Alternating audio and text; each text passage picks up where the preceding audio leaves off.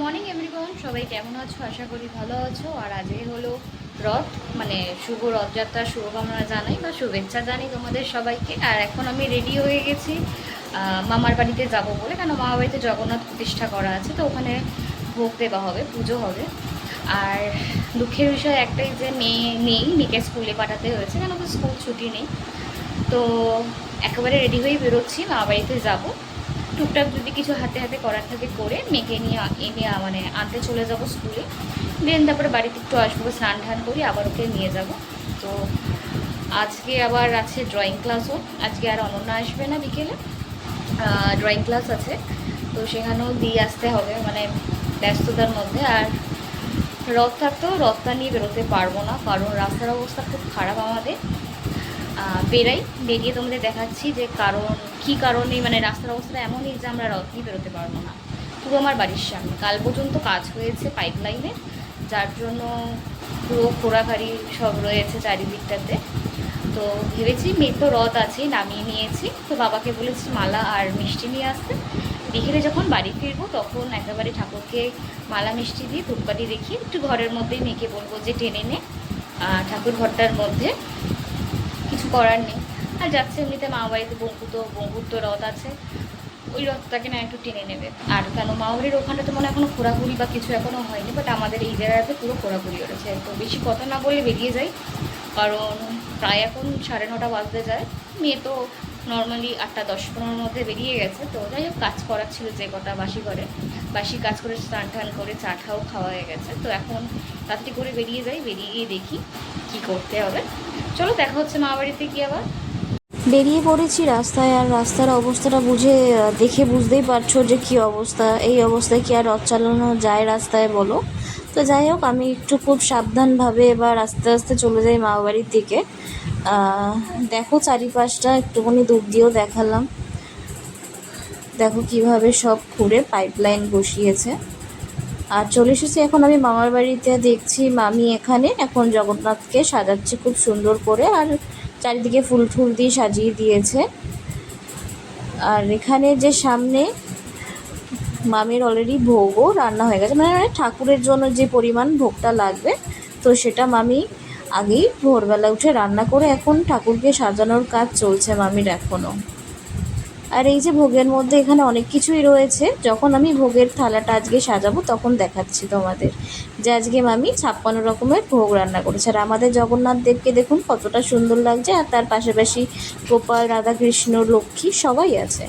আর এই হলো ঠাকুরের মহাপ্রসাদের মানে 56 ভোগের থালাটা এই বছর আমি সাজিয়ে দিয়েছি। মানে নানা রকম যা যা ভোগ মামি রান্না করেছিল, আশা করি তোমরা দেখে বুঝতে পারছো। আর এখানে পুরোপুরি সাজানো এখন হয়ে গেছে জগন্নাথ দেবকে। খুব সুন্দর করে মালা পরিয়েছে, মালাটা খুবই সুন্দর লাগছে, ঠাকুরকেও খুব সুন্দর লাগছে যেটা পরে। আর এখানে ইনি হলেন আমাদের ছোটো মামির বান্ধবী, ছোটোবেলার একদম বলতে পারো বিজুলি মাসি। সে এখন একটা কাঁঠাল নিয়ে বসেছে, এটাকে কাটবে বলে, মানে কুয়া বার করবে কাঁঠালের, গোটা একটা কাঁঠাল। তো সেটাই তোমাদের সাথে একটু শেয়ার করছি, কেন আমি কোনোদিনও এইসব কাঁঠাল মানে ছাড়াতে পারি না। তাই আগে ঠাকুরের জন্য বার করে আলাদা করে একটা জায়গায় রেখে দেওয়া হবে। ফার্স্টে ঠাকুরকে দেওয়া হবে, আর কিছু প্রসাদের জন্য রাখা হবে, যাতে সবাই এলে সবাইকে দেওয়া হবে পরে পরে।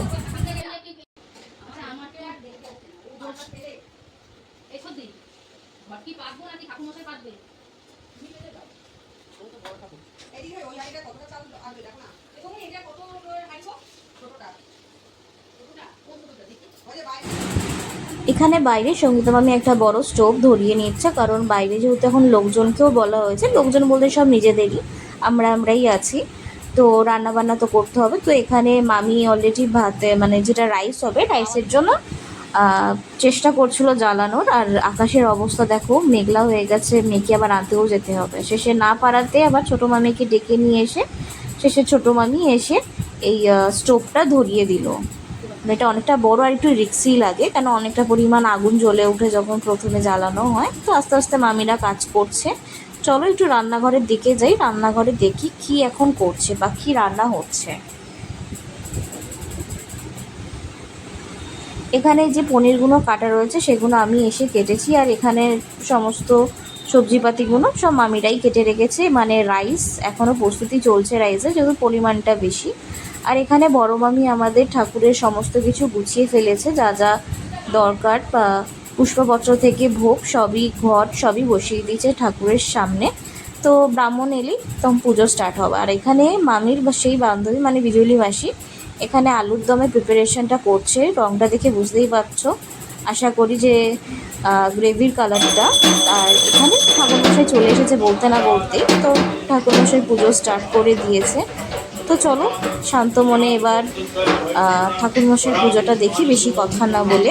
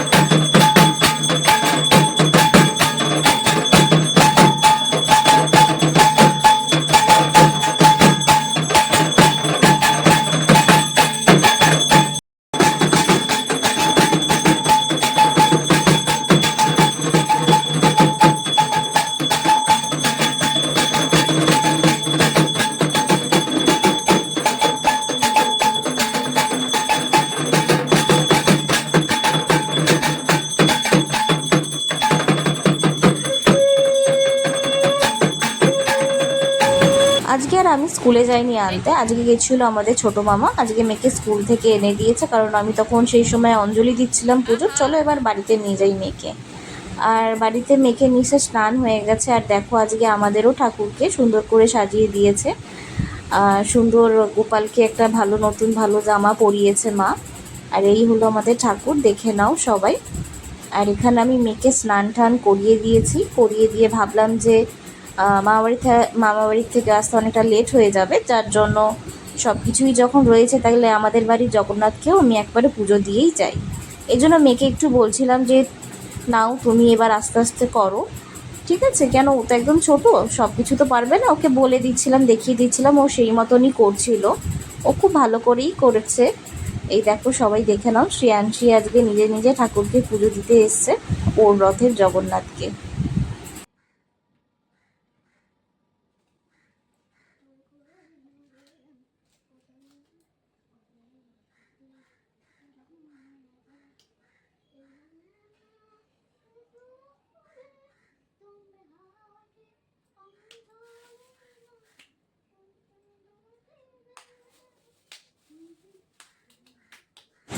শ্রেয়াংশী আজকে কিছুতেই আমায় কিছু করতে দেবে না ঠাকুরের কাজ। ও বলছে যে ও নিজেই একা সব মানে করবে, যার জন্য আমাকে বলছে তুমি আমাকে বলো আমি করি। আর যেহেতু মালাটা তো আর খুব ভালো করে পরাতে পারবে না, যেহেতু রথের ভেতরে রয়েছে, তার জন্য আমি একটু হেল্প করে দিচ্ছি। তো এবার ওকে আস্তে আস্তে বলবো যে কি করতে হবে, তো আস্তে আস্তেও করুক, যেটুকুনি পারবে করবে, তারপরে তো আমি রয়েছি, ওকে দেখিয়ে দেবো একটুখানি। এই দেখুন, এই যে আমি ফুলটা দিলাম, ও ও দেবে আমার সাথে সাথে, মানে ওই সবটা করবে আর কি।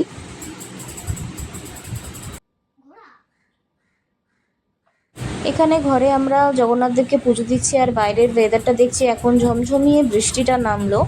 আর এদিকে আমরা পুজো শেষ করেই যাব আবার মামার বাড়িতে। আর রাস্তার অবস্থা তো দেখেইছো যে কী অবস্থা, মেয়েকে নিয়ে একটু যাবো, তাই চিন্তা হচ্ছে যে বাইরে এরকম বৃষ্টি হলে জল টল জমে গেলে মেয়েকে নিয়ে আবার যেতে আমার সমস্যা হবে। আর কারণ যেহেতু আজকে মা বাড়িতে পুজো হয়েছে, দেখিয়েছি ভিডিওর মধ্যে, তো সেখানে প্রসাদ খাওয়ার কথা আছে, তো যাব। তো হয়তো আজকে আর সন্ধেবেলা নয়, ডাইরেক্টলি রাতেই হয়তো বাড়ি ফিরবো, তার জন্যই আগে ঠাকুরকে প্রসাদ দিয়ে ধূপকাঠি দেখিয়ে একেবারে যাব। আর তারপরে শ্রেয়াংশীকে বলবো, যেহেতু রাস্তায় যেহেতু বেরোতে পারবো না নিয়ে রথটাকে, তো ঘরের মধ্যে মানে ঠাকুর ঘরের মধ্যেই বলবো একটু টেনে নে, কারণ ওরও বাচ্চা মানুষ, ওরও তো ইচ্ছা করে রথটা নিয়ে বেরোতে। এই তো বছরে একটা দিন যে ও রথটা নিয়ে বেরোয়, খুব আনন্দ হয়। তো যাই হোক, এবছর তো আর সেটা হয়ে উঠলো না, তো সামনের বছর দেখা যাক। আশা করি সামনের বছর আমরা সবাই মিলে রথ নিয়ে বেরাবো, কারণ আমরা প্রত্যেক বছরই মানে মামার বাড়িতে আর আমরা সবাই বঙ্কুর রথও নিয়ে বেরোই, আর আমি আমার মেয়ের রথটা নিয়ে একসাথেই বেরোই। তো অনেকটা আমরা যাই, পুরো পাড়াটা ঘুরে তারপরে বাড়ি মানে ফিরে আসি। তো আজকে এই বছর তো কিছুই হলো না, মনটাও খারাপ। তো যাই হোক, এইভাবেই আজকে দিনটা কাটছে। তোমরা দেখতে থাকো পুরো ভিডিওটা।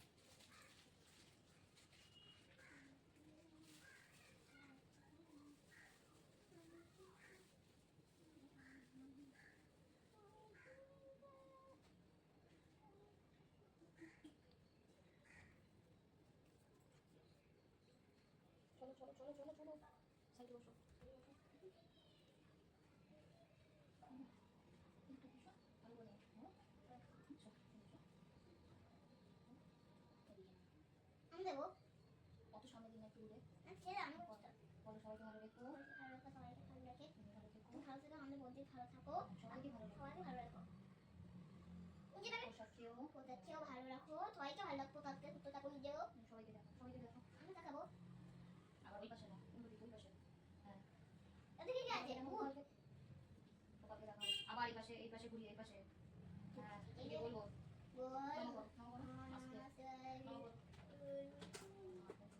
এই দেখো একটু খাবে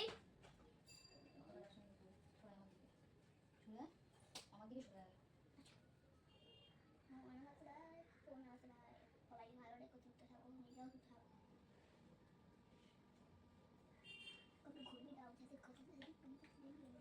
ডেন্টে নিয়ে আয়। হ্যাঁ কি বলতে ভাঙা চলে রাস্তা কি করে আমরা মা খাবার বাড়ি যাবো, তুমি কিছু ছিল আর কান দিকে দিক দিক থাকো না, আমাকে তো নমস্কার করো।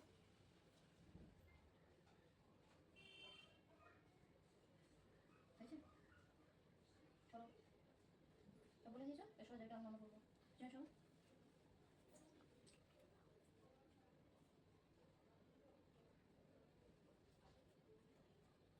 চলো ঠাকুরটাকে সোজাসি পায়ে হাতে দিকে, ঠাকুরটাকে মন্দিরের মধ্যে বসিয়ে আসতে করে নিই, এখানে পা করে নিই। ছোড়া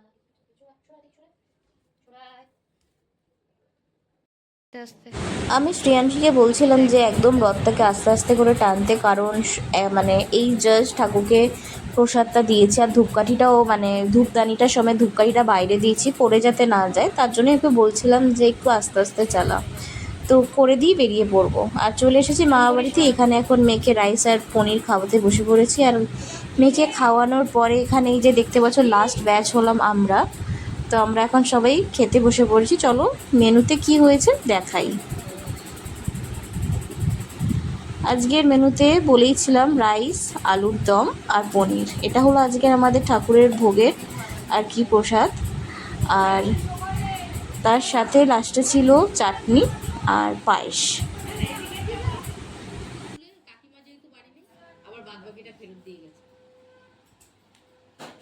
বিকেলে ঘুম থেকে উঠে দেখি গরম গরম জিলিপি নিয়ে চলে আসা হয়েছে, আর রথ বলতেই জিলিপি আর পাঁপড় ভাজা। তো একটু বাদেই দেখবে পাঁপড় ভাজবে মামি।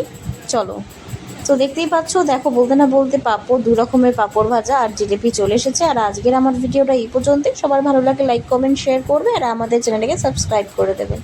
সবাই ভালো থাকবে, সুস্থ থাকবে। চলে এসেছে